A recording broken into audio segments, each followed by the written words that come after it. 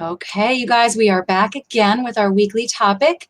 I'm really excited to be back with Ned and Kelly because we're going to talk about narcissism. And this is such a hot topic. This is such a popular thing in the last 5 years, especially. I feel like this is a subject of many blogs, lots of podcasts, lots of books, and it's really a catchphrase.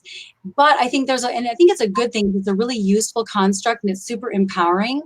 But there's a lot of confusion around what's actually possible when you're in a marriage with somebody that you suspect might be a narcissist. And I think there's even differing views on, not only what's possible with his personality type, but what to do to stay healthy if you're already in a marriage with a narcissist and you're trying to make the best of it.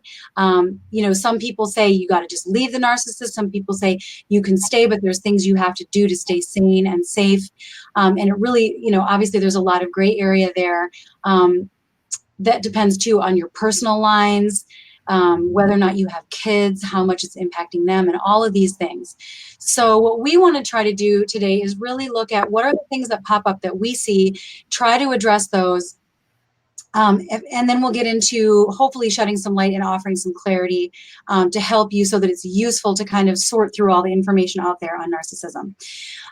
The first thing that we see a lot is that because we use an inside-out approach, we will get calls from people who are with a narcissist who are very drawn to this idea because they're not getting through to their spouse because the person is a narcissist.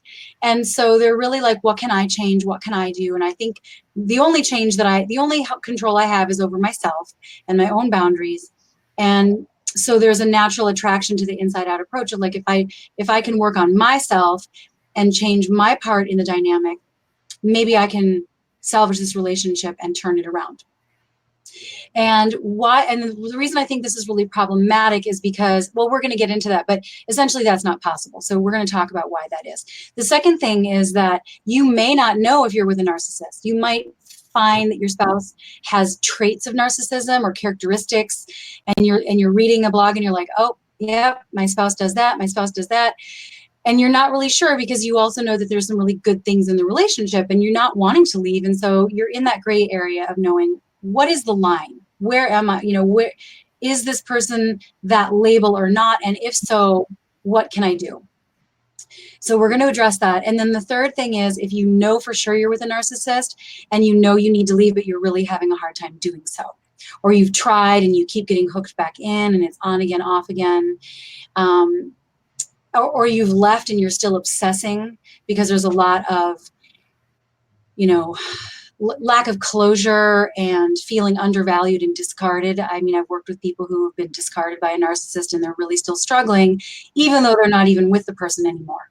Yeah. So we're going to get into all of that today and share with you what we personally believe about all of these different things. And then if you have any questions, please join in and we will keep our eye out for the comments on this post. So number one, let's dive in right away. Why does the inside out approach not work with a narcissist? And we say this too when people book calls. We have to say, if there's a question that says, if your spouse exhibits all of the characteristics of a narcissist, we really can't help you. We can help you in the right direction. But how would you articulate to people that are interested in the inside out approach but are with a narcissist, why does that not work? It doesn't work because of the way that narcissists they're completely closed circuits. Mm-hmm. And they aren't capable of actually loving anyone. You know what I'm saying? They don't even love themselves. And so, and that's a misconception about narcissists, that they love themselves and look in the mirror. But narcissists are really driven by hurting people, and it's really sick and twisted. But the image that they portray to the world is a very different one. And narcissism is on a scale. There are overt, very grandiose narcissists, and then there are very covert, secretive narcissists. So, I mean, they run the gamut, just like any other personality disorder. There are different flavors of it. if that's such a good point, because a lot of times we think of a narcissist as somebody who's overtly arrogant. Right. You That know? smacks you in the face. And there are those, you know what I'm saying? Yeah, exactly. But it's a character thing. It's an incapacity to be able to look inward and say, oh, here's my blind spot, or I'm willing to change and grow, or I'm willing to take accountability. It's not possible. No. Right. Yeah. Because it's always everyone else's fault. Right. Name your fault if you're in relationship with one. You will never hear, you know what, I own that. And a narcissist is just not able to do the inner work. They're just not. They're not interested in doing the inner work. Yeah. They're not interested, and they're not going to, because they think that they're God's gift, and they're very entitled. And there are different characteristics of a narcissist depending on what phase of the relationship that you're into. I don't know if you want me to go into that right now, Monika. Well, before we get into that, because I think that's going to be so helpful in knowing, like, am I with one or not? But I just want to say that for the folks that are really trying to do this inside out work with somebody that really that exhibits the qualities of narcissism, and we're going to get into that in a minute. But if you're listening to this, chances are you already know what some of those are. Yeah. The problem with this is that the more time that goes by that you stay with this person, that you're trying to work on yourself, and you're trying to change what you do, and you're trying to accommodate them, and trying to, you're accepting what they're saying about you, the more you doubt your own reality and lose yourself. Yeah. The more time goes by, the less likely you are to be able to have a healthy relationship, because you're getting damaged. Your sense of self, your sense of reality is getting completely distorted. Yeah. And when you're in relationship with these characters, it brings out the most dysfunctional, because these people are operating in dysfunction. Their flavor of dysfunction, and they are not healed. And when you're with someone like this, it's going to bring out the worst version of yourself, and you're going to feel really crappy inside, and you're going to feel like a shell of a person by the end of it, not even knowing who you are, questioning your own sanity, and are you right? Are you wrong? I mean, you question yourself all of the time. I mean, it causes PTSD. I still deal with the effects of being married to one for 10 years, and I've been out of that relationship for like 11 years. So it has really long-term effects, even if you have done some healing, Yeah, exactly. And if you have kids in the mix, it definitely hurts them too, because then they not only do they have a narcissistic parent, but then they also have a parent who's trying to work with an unworkable situation, and witnessing that, and the lack of self and the lack of sense of reality that comes from that is also damaging. Some kids will either identify with a narcissistic parent, or they'll identify with the parent who is trying to accommodate that or work within that, and neither is a healthy option. So it has long-lasting effects on your own psyche, but also for the legacy of your family and your children, and for you as a parent. I also think it's damaging to your health, like mental health, emotional health, physical health. People can lose a lot of sleep over this and get very depressed and anxious around this stuff. So if that's something you can relate to, that's one of the reasons why we say, I mean, even people that really want to join our program, if we think they're with a narcissist, we'll say we really can't. It would be dishonest to try to work with somebody who's with a narcissist under the guise that you can actually turn this around. Right. Really, it's better for you if you want to work on your boundaries, and you want to work on figuring out what's real and what's not real, and you want to figure out if you should leave or not, that we can help you with. Yeah. If you're like, I want to figure out how to turn this around with this person from the inside out and have a healthy relationship, help me get through to them, that's not something we can do. Right. Yeah. Don't have that superpower, and I don't think anybody really does. They would have to get to the point of recognizing it. Yeah. Yeah. And essentially what you're dealing with is a person who, and this is what I see most often, the narcissist is playing a game of sheer domination. Mm-hmm. Okay, their only interest is exploring your weakness. Okay, and every opportunity that they see that they can do that, they log it. Okay, they put it away. And anytime they see an instance where their partners show up in any kind of way that resists or confronts them in any kind of way, they're going to use this arsenal towards you because they know how it affects you. So, and this is where a lot of people kind of really get trapped. What you're talking about, Monika, where it's just and the confusion kicks in. And now that they always turn, like you said, they always turn things around so that oftentimes you're left looking at yourself, and oftentimes you're blaming yourself, as a result of. So that I want people to really understand that, because we're talking about not being able to effectively be in a healthy relationship with this person, and us not being able to really help them in that situation either, especially with our process, because you're dealing with a person who has no inside. There's nothing inside of them for them to recognize in you what you recognize in yourself. There's nothing that's not reflective of them at all. And they just don't connect with any of it, That's such a good point. Yeah, like speaking to what Kelly was saying, it's not that they love themselves so much, it's that they don't even have a self. Yeah. And I don't even think it's always conscious. Sometimes it is, depending on the type. It's not even conscious for some narcissists. Some, they're just doing it out of habit because it's the only way to somehow feel like they can defend against shame. Yeah. Right. And so, but they'll play the weak spots and they'll use it and they'll manipulate, and it's just second nature. Yeah. And it's something that's learned, early on. So it's really deep. And that's why it's not just a matter of how do I communicate this, how can I work on myself and turn this person around? But that's a really good point. So that said, let's get into what are the qualities when we look at what are the characteristics that we can say really separate the kind of narcissist, the full-blown narcissist that we would say, we wouldn't even recommend that you stay with this person because there's no way to see and be healthy, versus this is problematic, but there might be some leverage you have here and we can maybe work with that. Yeah. So a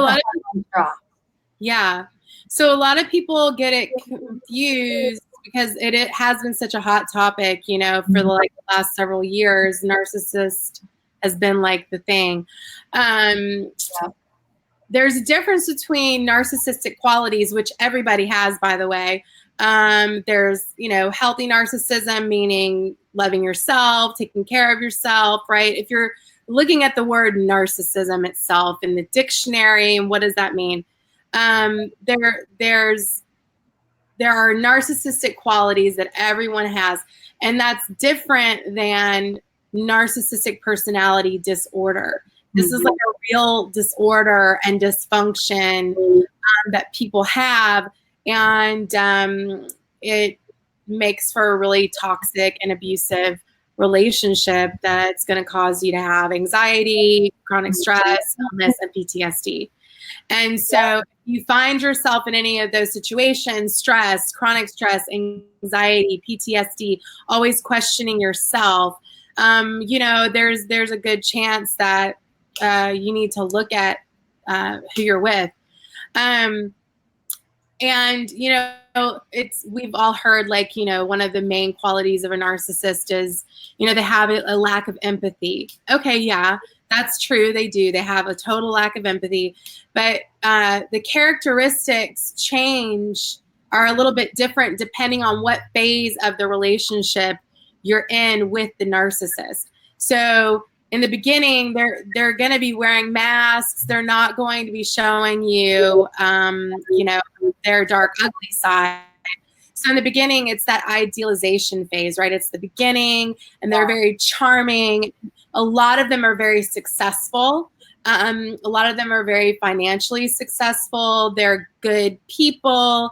They put on a nice face.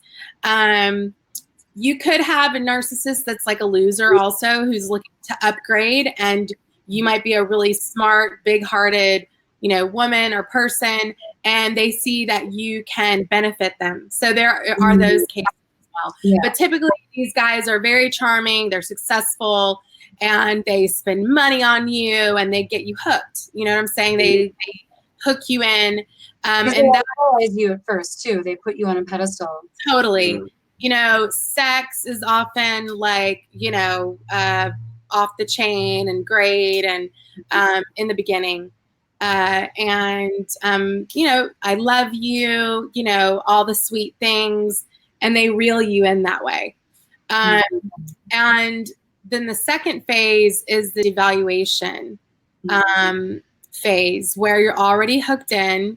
You're probably married, you know, and maybe pregnant. Around them by this point. You've built your life around them by this point. You built your life around them. And this is the phase where they start to really find the gaps in you as a person, in the victim. They find the gaps. A lot of times narcissists will target or just naturally magnetize to big-hearted, empathic women, people, and they will a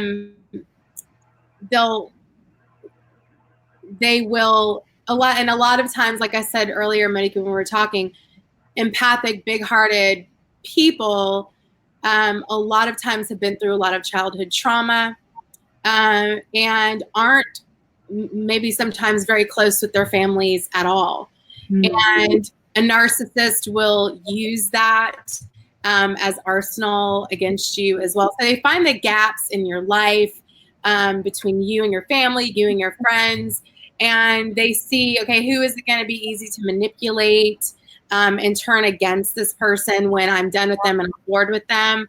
But anyway, the devaluation phase is where you start to notice little things that don't set right with you. They don't set well with you. You notice that they are very entitled, meaning they get to do whatever they want. And that's just the bottom line. They're going to do what they want, and to hell with what you think. They are entitled to do it. They are very demanding of people's time a lot of times, depending on whether they're overt or covert narcissist and what flavor they are. Sometimes they're very passive aggressive. They will blame you for everything. They blame others. They're never responsible. It's never their fault. It's always someone else. They're not able to take ownership, true ownership, in a way that you can really feel that from them. If you're with a narcissist who is using you and you're like, I'm done, a lot of times they'll cry and they'll apologize. I'll never do it again, blah, blah. You know, they don't even know what they're doing. They're being hurtful, and it's their default mode. It's just how they are. But they never really change, but they will hoover you back in and swear to change, but you never see a change, like, because it's impossible for them. Right. They are liars. They are gaslighters. They will gaslight you in a heartbeat. And honestly, these are qualities that they displayed early on in childhood that their parents never called them out on, which is why they always say a narcissist is not born. A narcissist is created. A narcissist is made at home by mom and dad. And so the third phase is the discard phase, and in the devaluation phase, I forgot to say that a lot of times you'll notice that the person that's at home is a very different person at home than they are around other people out in the public eye or out at events and things like that. You know, they turn on their mask and their charm and all of that, but at home they're a very different and ugly person who's very sick and twisted. Yeah. It makes you feel crazy because you know nobody else will see it, what you're trying to say. Right. If you say what you're seeing, people will be confused, and you know you're alone. You feel alone in that. Right. Because no one else can corroborate that. And that adds to that tendency to not be in touch with reality, because totally when no one else can corroborate your reality, you start to second guess it. Right. And sometimes these guys, especially the covert narcissists, you know, they're like the guys at church, or they're like, you know, giving to charity, community, yeah, leaders in the community, and all these kinds of things. And at home, they're freaking monsters. I mean, depending on whether they're just a narcissist, or they're just cold. They could be just cold. Not all of them are overtly abusive. They can be, but some of them are just cold. Right. And some of them can be really sick and twisted. And then you're getting into sociopaths and psychopaths. But anyway, the third phase is the discard phase.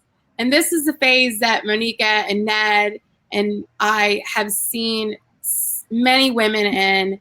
And it's this like heartbreaking phase of they find someone else who's more interesting. They get bored with you and they just toss you to the side because they found a more interesting supply to play around with and ruin their lives now.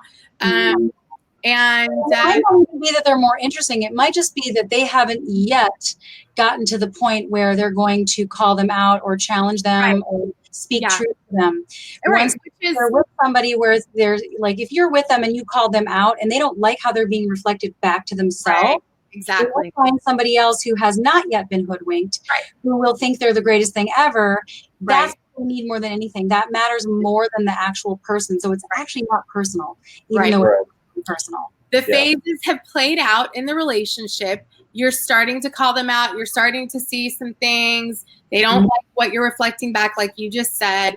You're starting to figure them out. And they find someone else that's more interesting. Not that you're not interesting, but that's more interesting for them because now they can go back to that first phase, that beginning idealization phase of what feels good and all that crap. And many times narcissists have several women in secret on email, a lot of emotional affairs, sexual affairs, and things like that as well. And they keep it hidden really well. I can't tell you how many women I know who have found out their husbands have been long time cheating and emails that they find and uncover. I mean, it's crazy. And it's been going on for years, and they've just done a really good job keeping it under wraps. I know that was the case with my ex-husband. But when it's the case that they leave or you leave them, it's nasty. It's a nasty divorce. They'll smear you to anyone who will listen. And it's a smear campaign. And they're takers. They'll try to take the kids. Yeah, they're takers. And it works great for them because they target people who are big givers. And so, but yeah, they try to take the kids. They try to threaten. I mean, it's just, it's not fun. Well, and the turnaround is, you know, what they do is because they've been acting for so long, and like you said, what happens on the outside looks totally different than it does at home. They play that against, you know, their spouses or, you know, whoever they're with. They play that card against them, and so they now turn to everyone, and they actually get them. They begin to get them on their side by going to these people first and talking about what's going on at home, lying about every bit of it. Okay, they just openly lie about it, and because people assume that he's a wonderful person. They just assume that this is what's really going on at home. And so this is what really begins to really make a person feel isolated. You know, the individual, the victim of this becomes really isolated. And you're talking about, you know, really crushing the psyche of a person. And they already have a problem with self-esteem at this point anyway. But you're really taking the wind out of the sails at this point, because you're turning it makes a person feel like the world is turning against them. Yeah. And I know this because, you know, like Kelly said, she's a victim of this, you know, unfortunately. And I know we've talked about this so many times where the trauma of everything that has played out and taken place in her life, it still haunts her, you know, to this day. And we have to have conversations about this every now and then, you know, because it's so traumatic, you know. Yeah, because if everybody else sees the good sides of them and they believe the lies, then you end up feeling like, well, God, maybe it is me. Right. Yeah. Maybe that's how it feels. That's how, and it's not just this horrible. It didn't just happen to me, but it's happened to so many women that the very time when they need their family the most, their families will totally turn their backs on them and side with the narcissist. And I see it all the time. It's so messed up. I had a friend that was involved with a narcissist that used to call me, her best friend, to try to get me to hear. And in retrospect, I shouldn't have even given him the time at all. Oh, yeah, mine did that. And I would turn and I would tell her everything. And I was on her side throughout. I shouldn't have even given him the time, but his agenda was to get her best friend to realize how wrong she was. Oh, yeah. How he was. And he spent a lot of time and energy trying to get everyone in her world to realize. Yeah. And so you have to realize that if that's happening, it's so painful. It really is, because how do you, and then you're competing with the narcissist to get other people to see, no, that's not true. That's not true. But you're one down already because you're already fighting against a narrative that's already been laid down before you even have a chance to argue it. And then the biggest thing the most unfortunate thing that I see is what they leave in the wake of their dysfunction is oftentimes it's irreparable. The damage that they leave. You know, it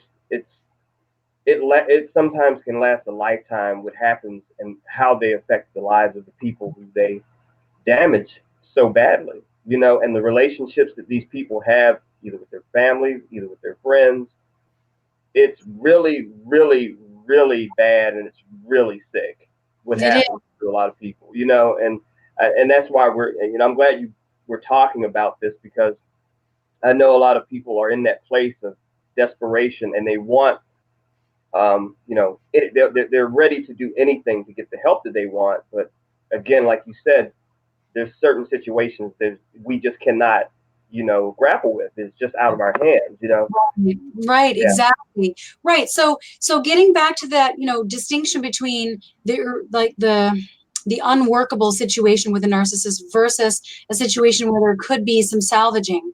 One of the things I think that you need to look at is, can I set boundaries with this person? Is this somebody that I can have a different reality from? So here's some markers you can look at. Is this somebody that, even though they're displaying narcissistic traits, am I able to hold a boundary for myself? Am I able to have a different perception of reality without being attacked, without being undermined, without being ridiculed? Or is it the kind of, and if I do, can I live with the emotional disconnect that comes from that? Right? Because some people can be there with somebody who's borderline narcissist, and they hold their own. They have friends outside of the relationship. They have their own reality. They recognize, nope, I'm being gaslighted. I'm not tolerating that, or I'm going to hold this boundary. And if they can do that without being abused, then they might stay in the relationship. Like, as long as I can hold my boundaries, I can make this work. Right. But you just have to know that you're still going to be missing a certain component of real reciprocity. You're going to be missing out on real emotional connection and empathy. And if you can live with that, and it's not overtly abusive, then fine. Then you can live with that, and you can hold your own foundation for your kids, for yourself. That can work. I've seen that work. But that's what you have to ask yourself. But if you're with somebody where, if you set a boundary, if you express a different opinion, you're going to be relentlessly attacked, or you're going to be persecuted, or they're going to play really, if they're going to be mean-spirited toward you, then I don't think that that's workable. So you really, and that's for you to decide such a line on what below the line is for you. See, I disagree. I think that if what you want, and I'm maybe, idealistic, but I feel like everyone truly wants great love in their life. If you're a healthy human being and you're going to desire, and you deserve great love in your life, which is a lifestyle and it's a choice. You can't have that with a narcissist. So I say, get out as soon as you can. That's what I say, because yes, and I want to be clear. I agree with that as the first choice always. But there are situations where I'm talking to somebody who they've got kids at home and they know it's going to get ugly, and they know it's going to cause such damage to the kids that they are willing to be like, you know what, I've got 5 years left, or let's say I've got 10 years left, and I am going to be as long as you can accept, like, this isn't going to be the great love of my life. Like, this isn't going to be my end all be all. This is going to be damage control temporarily until I no longer have to worry about a horrible custody battle where the kids are the kids are going to be having to testify, and it's going to be so horrible that it's almost like the lesser of two evils, where sometimes people will make that choice and say, I can handle it, because as long as I hold my boundaries and I can accept that this isn't a great loving relationship, which of course we don't want that for anyone. Yeah. That's not what we do in our program, right? That's not what we can help with. Yeah. But some people might decide to make that choice. Yeah, everyone's at different places on the, of their journey. And like you said, that is a way for some people to handle it.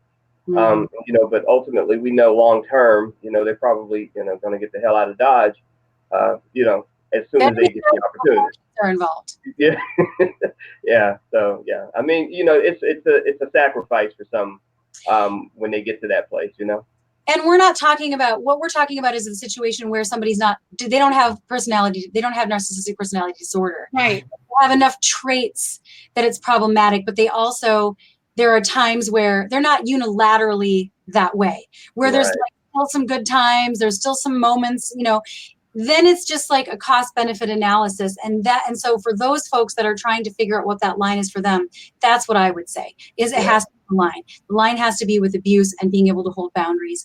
And if that's not possible, then it's over the line. And then there's no way to stay in that in a healthy way. Even if you were willing to say, I can handle not having empathy and love for the next few years. Right. Yeah. But definitely that's not the first choice. But some people are so deep in already, and it's like, you know what? If I look at what it's going to take to leave this person right now, and you don't have it, and it's something you can sort of manage, the only way that's possible is if they're not a full-blown narcissist. Because if they're a full-blown narcissist, that's not possible. Right. Yeah. If you're just with someone who is an unhealed person, they've got very narcissistic qualities, they're mean to you, and they're just not interested in doing any of their healing work, you can do your inner work and do everything possible on your side of the street to affect change and transformation in the relationship. And we've seen it happen many times over. But that kind of transformation and change is not possible with a true narcissist. It's just exactly. And that's the difference. Yeah. And so if you're in that in-between area, I say, my suggestion is you have to figure out as quickly as possible where you are on that side. Is it something that you need? Is this a situation where you can manage it because it's not that bad? Or are we dealing with a situation that's untenable? You got to get there quickly, because otherwise you can stay in limbo forever and not only waste years you will never get back. Yeah. But you're also at risk of eroding your sense of reality and your self-esteem and your health, like we talked about originally. Yeah. You lose your footing the longer you go. So if you're trying to figure this out, I suggest getting clarity as soon as possible. Give yourself a time frame. Yeah. Look at what can I leverage? What changes do I want to try to make, and see where are my inroads? Because if you are with someone where they're not a full-blown narcissist, you have some inroads, finding out soon can allow you to move into being proactive and actually make some changes, like boundaries, for example, what you're going to accept or what you're not going to accept as soon as possible. The sooner the better. So either way. Yeah. Narcissists don't like boundaries. And so that's the thing. And they might not like it, but some people might not like it, but you're not going to be close to, they're not going to be close to you, but they're not going to be abusive. But a full-blown narcissist will make your life a living hell if you try to set a boundary. Yeah. So what needs to happen if you're with someone and you know that you're with a narcissist, or you've already left, but you're still struggling with boundaries around that, or or they're pulling you back in again, or you're getting ready to leave, but you know it's going to be really hard and you don't feel strong enough. What can we offer people? What is the problem that comes with that we can help people with? Like, because there's some common challenges that really come up with trying to leave a narcissist. Yeah.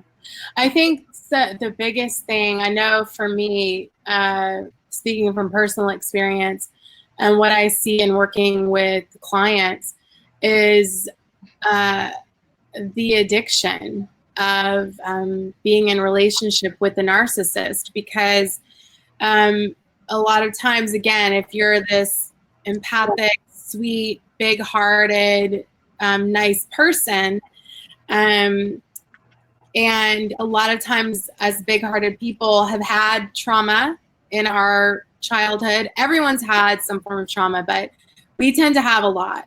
And what happens is, and especially if you had narcissistic parents who were on the scale, on the spectrum as well, and that's just been part of your blueprint. It was part of your programming, and that's what you're used to. You're going to automatically recreate that relationship in your adult life. And we know that because of, brain, studies and things that have been done. We know that you can never outperform your self-concept. And so if you were raised by narcissists, it's likely you're going to get with one, because we marry our unhealed business. Mm-hmm. And it's likely, if you're a big-hearted person, if you didn't have narcissistic parents, but you're a giver and you're a healer, you're going to attract a taker. I mean, and you're going to be really drawn to that, because it's like you want to give the old story a different ending. Right. Yeah. If I get a person who doesn't value me, if I can get them who doesn't, if I can get the person who doesn't see or value me to see or value me, that's enormously gratifying. And so that's the thing. You have to recognize what is your own vulnerability to being with a narcissist, and what are you gaining from it that you're not really looking at. There is some secondary gain, even though it's extremely painful. And if you're really self-aware around what your own vulnerabilities are, what you're trying to do with it, and then recognizing your limits and grieving what you didn't get, and grieving the limits of what's possible, then you will be free. You will not even be susceptible or vulnerable in the future. Yeah. Right. There's this really common theme around self-esteem not being turned on. So like the self-esteem is off, and it's this very codependent relationship at this point, and like an addiction, like addicted to the abuse, addicted to the behavior, and it's become a habit, and it's just really toxic, and it's a big problem. Yeah. A lot of women feel like that's all they deserve. That's what I deserve, I don't deserve anything better than this. Yeah. And there are women narcissists too, and men who are with narcissistic women as well. I think that culturally we see more men are diagnosed with it, or they themselves might not even have been diagnosed with it, but based on the behavior traits that we see as described by people in their world would be diagnosed with that. Most narcissists supports those kinds of behaviors in men more than women. Yeah. But there's certainly women that are narcissists out there. So if you're a guy that's listening to this right now, the same things apply. Yeah. Totally. Yeah. And I will say this too, most narcissists, like most of them, are not ever going to be diagnosed, and you hear all the time from, especially therapists and psychologists and people like that, this is something that needs to be diagnosed over a long period of time. And it's like, of course you're going to say that, but most narcissists just aren't going to be diagnosed, because as soon as you say anything to them, it's so rare that you're going to say something to a real narcissist and they go, oh my gosh, I need to get help. You know what I'm saying? Like, that's just not, usually they're going to go silent. They're going to drop you like a hot potato, or they're just going to think you're the narcissist. Oh, yeah. or they're going to turn it around on you. Right. You're the narcissist. Narcissists call other people narcissists. You know what I'm saying? So it's just like a game. Yeah. Mind games is what it is. But most of them are not going to be diagnosed ever. And they won't accept it even if they are. Yeah. Right. They'll be like, that therapist doesn't know what they're talking about. Right. Yeah. Totally. Yeah. They just won't accept the feedback. So right. What do we want to leave people with? What can people do to figure out for themselves if they're with a narcissist, and or how to leave one, or how to protect themselves? Let's say they've left a one, but they're worried that they might still be drawn to one in the future. Yeah, that's support people around. Concern. Yeah, like initially they first need to really start the healing journey for themselves. Yeah. You know, the self-healing is usually a pretty good indicator in terms of who you're with when you're doing the work on yourself, because you can recognize in yourself some of your dysfunction, and, you know, for lack of a better term, shortcomings, so to speak, in terms of dealing with things in a relationship. And once you begin to grapple with those things and you start dealing with them in a positive way, and you're taking that type of action, oftentimes, if you're dealing with a narcissist or someone with narcissistic qualities, they will still reflect on you like you are still that same person they've dealt with for the extended period of time that they've been with you. Even though you change, and you know you've changed and you're fully aware of it, now you can really start to see this person for who they really are. Yes. You know? Yeah. Yeah. So that's exactly right. I think the self-healing is the number one thing, and getting some awareness around why was I hooked in by that? Yeah. And working on your belief system so that you could trust yourself in knowing the red flags in the future.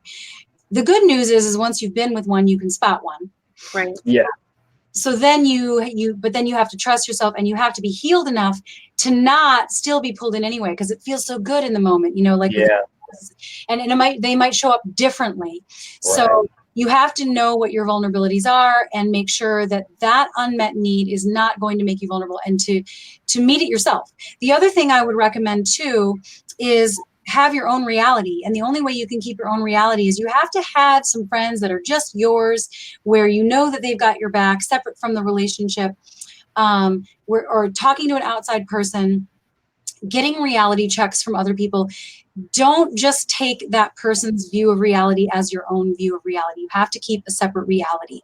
There might be overlapping pieces, but that's so very important for you to know yourself and to know what you think is true. And if they think something is true that you don't think is true, that you can go, I don't think that's true. I don't accept that. I don't accept what you're saying about me. I don't see it that way. And to hold strong with that. Yeah. And that goes with boundaries too, I think. Yeah. Yeah. That would be the number one thing. And of course, that takes a lot of inner work. But I think those are the top things: self-healing, strong social supports, an awareness of yourself, what your vulnerabilities are, and learning how to set boundaries, even if somebody else doesn't like it. Yeah, definitely setting boundaries and rocking the boat, which I don't recommend if you're with a narcissist who is physically abusive and violent, because then that won't turn out well for you. So in that case, you just need to make an exit plan. But yeah, if you feel like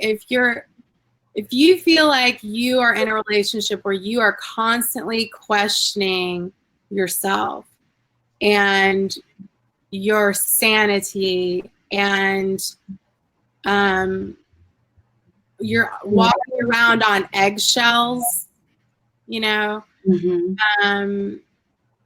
it's definitely possible, and things just aren't right, you know, in the relationship, and they just are off.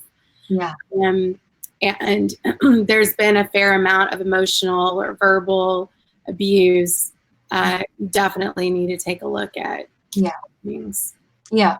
Absolutely. So if you guys are thinking about this stuff and you're looking for some clarity and you want support around getting clarity, or you want support around leaving a narcissist, or you want support around setting boundaries with somebody who's not full blown but has some traits, just so that you can find out what's possible or not possible in your relationship, then you can book a call with us at monikahoyt.com/talk. And we'll have a look at that. We'll ask you some questions to get some clarity around it from an outside point of view. And we know what to ask, and we can tell you honestly if it's something that's workable or not workable. And if it's not workable because you're with a full-blown narcissist, then we do have some resources that we can recommend to you. Kelly, you had a couple you wanted to share as well. Yeah, I'll share them in the group. I have them somewhere typed up, so I'll put them in the comment section for everyone to look at and go to. One of them in particular is Melanie Tonya Evans. She's really prominent on Facebook and all social media platforms. She's awesome, Melanie Tonya Evans. And then there's, and then there's another one. I just want to say them out loud. There's another one. I believe that it's narcissistabuse.org, if I'm not mistaken. Again, I'll type them down in the box. And then I also have a resource for an attorney who actually specializes in divorce cases against narcissists. So, oh, that's a good resource. Yeah, that's a great resource. And well, that's a specialty. Yeah, that's a specialty that I really could have used many years ago. So I have that as a resource as well, and I'll post all of those down in the comments. They're all really great resources for narcissistic abuse and really understanding this at a deeper level. Thank you for doing that. That's awesome. Yeah, no problem. Great. Well, it was great talking to you guys again. If you guys have any questions, please put them in the comments below, whether you're listening live or you're listening later, and we will get to them for sure. Book a call if you want some clarity and you want some support around this. It's not easy to do this alone. Yeah. And we'll look forward to talking to you guys next week. I just want to say this because I remember being in the place where I had no support and no help. Married to a narcissist, and it was a very abusive, toxic situation. And we have people come into the program who are married to narcs, some different flavor of one, some form of one, and they don't even know it. And then they get into coaching with us, and they heal, and they evolve, and they come to the understanding that this is the person that they're with. But they have the support to get through it, and on the other side of some really tough stuff with support and the right resources and the right advice that I just didn't have when I was going through this. I mean, it would have been priceless to have support going through that really difficult time. Yeah, and a lot of therapists don't even recognize it. They don't see it because they can also be bamboozled by the narcissist. Totally. Yeah. All right, you guys. Thanks again, and I'll catch you guys next week. Have a wonderful weekend. Bye. Bye, guys.